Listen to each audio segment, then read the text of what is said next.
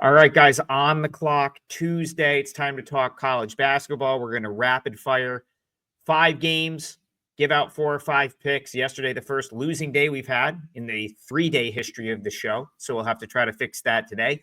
As you can see, shout out to the Superbook for my new backdrop. Apparently, people didn't like looking at a plain wall. And now we've got this nice Superbook logo. So while I'm here freezing in central New York, in my head, I'm always at the Superbook. And now I can feel like that when I'm looking at the screen with this great Superbook backdrop.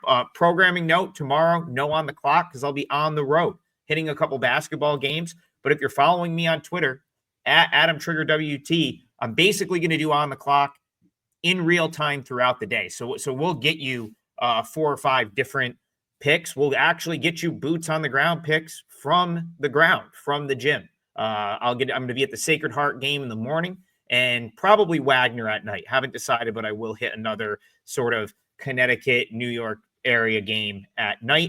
So looking forward to that. And then we'll be back Thursday, Friday, and Saturday with On the Clock in this format, which is getting a lot of good feedback. So appreciate you guys. Appreciate you for voting in the poll. The poll winner today was Kansas State. So I fired up my Kansas State Everyman a Wildcat hoodie for the show. And we're going to get right into it.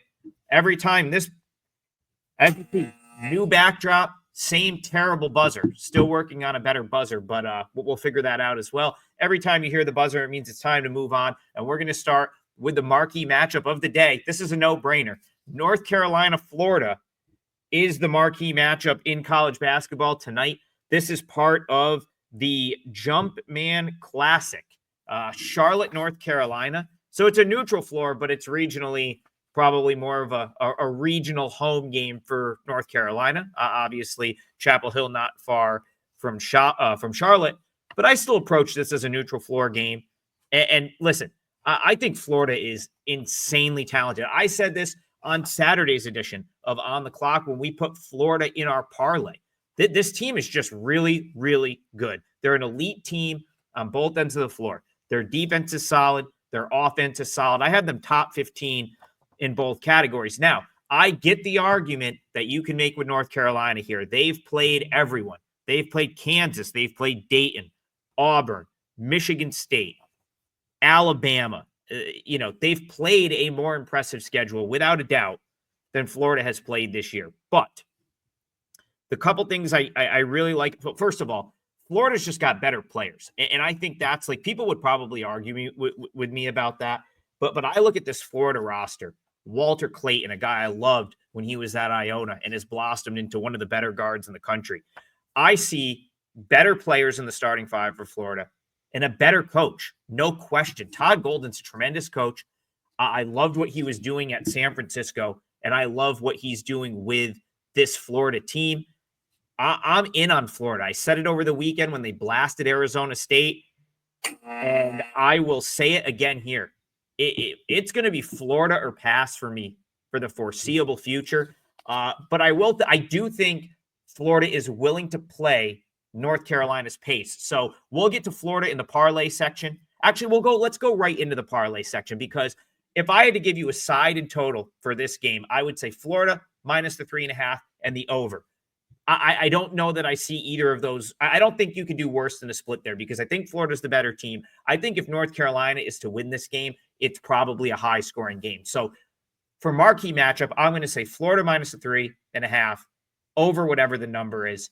But let's move into the parlay section now, because I'm going to use Florida money line as part of a 2-team parlay that's going to pay about plus 150. So parlays hit the first 2 days we did the show. It did not hit last night. Unfortunately, Grand Canyon ruined our parlay. I'm going to use Florida money line, and I'm going to pair it with North Carolina A&T, who plays a home game here against Coastal Carolina.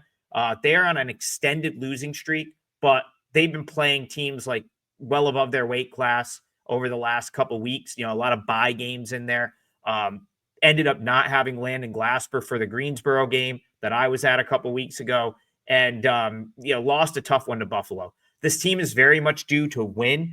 I did think about playing them in this spot, but this got quickly steamed up. So North Carolina A&T is not a team I want to lay 4 with. but I'm way out on Coastal Carolina this year. I think that's a bad basketball team.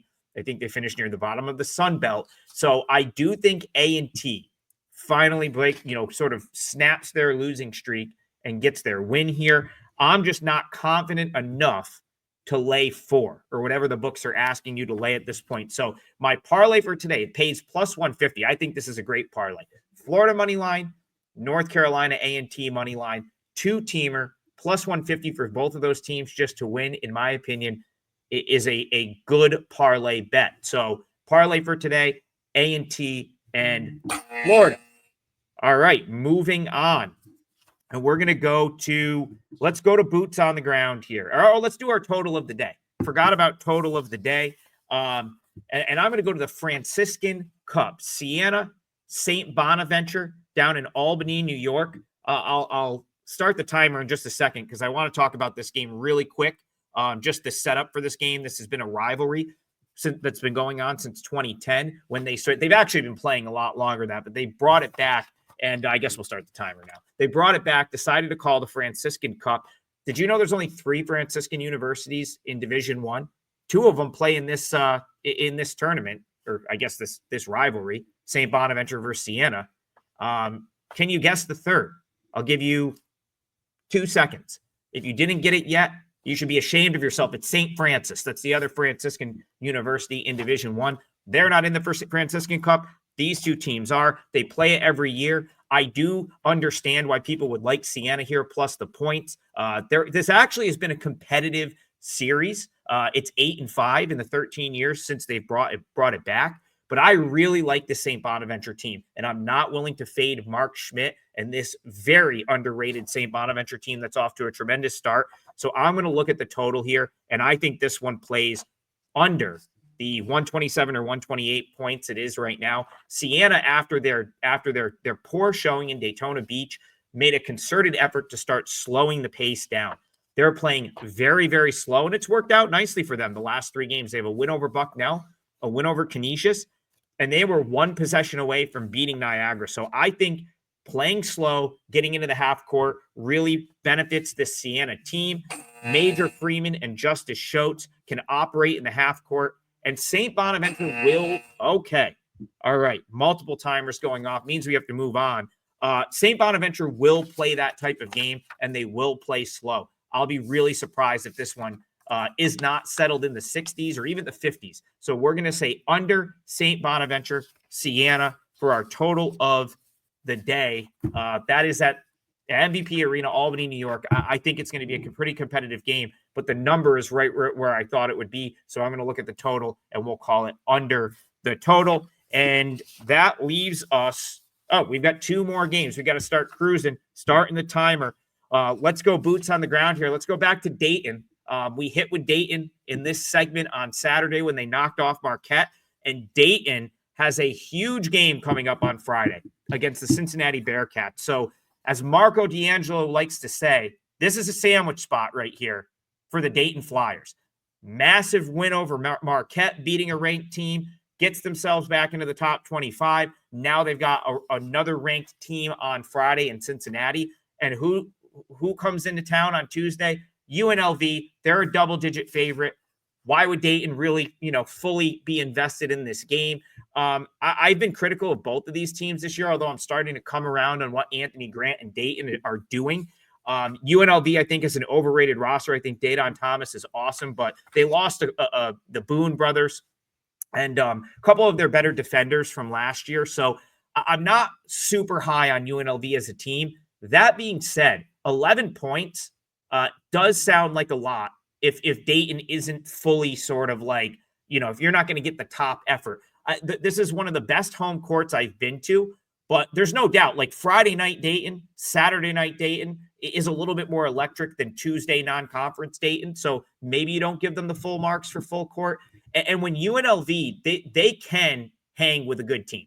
So I think 11 is probably, I think the number is probably right here for Dayton, but I think it's a very difficult spot for the Flyers. And so for that reason, I lean toward UNLV. Okay, final one. We've got the fan poll.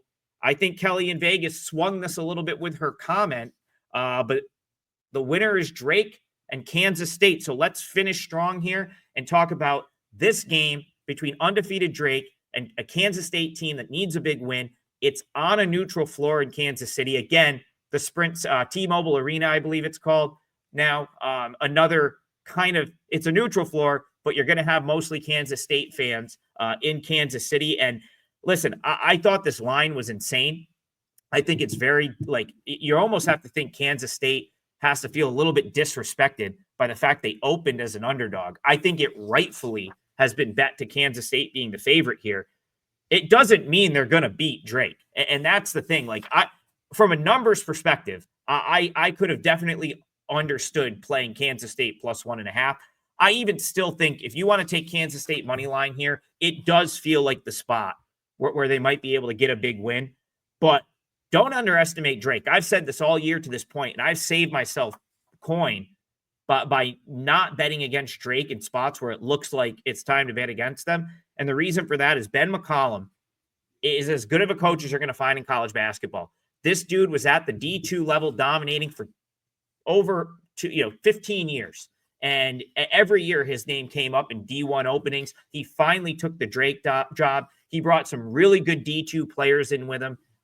This is as good of as a well-coached of a team as you're going to find in college basketball. Ben McCollum has, I don't even know what the ceiling is for Drake because I really do believe he's that good of a coach. Could be a Josh Schertz type thing where he was able to take Indiana State to new heights and do it rather quickly. So I'm just not betting against Drake right now. But if I was going to bet this Drake Kansas State game, I do lean toward Kansas State. I just feel like it's the spot where they get one. So that was Tuesday on the clock. Please subscribe to the WagerTalk YouTube channel. Check me out this afternoon. I'll be on the college basketball show in a slightly longer format with more game breakdowns. And we'll see you guys on Thursday.